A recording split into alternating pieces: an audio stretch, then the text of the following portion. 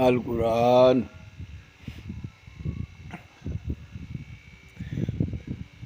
नमाज़ें कायम रखो, ज़कात दिया करो और जो कुछ भलाई तुम अपने लिए आगे भेजोगे सब कुछ अल्लाह के पास पालोगे।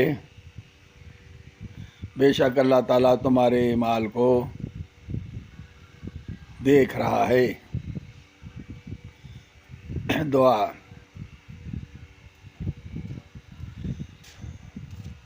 ऐ मेरे परवरदिगार, मैं अपने और अपने वालिदैन और औलादों, दोस्तों,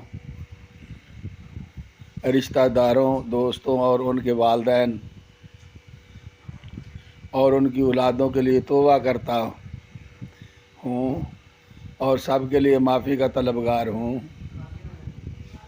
तो हम सब को माफ़ फरमा और हमें फलाह पाए हुए मोमिनीन में शामिल फरमा।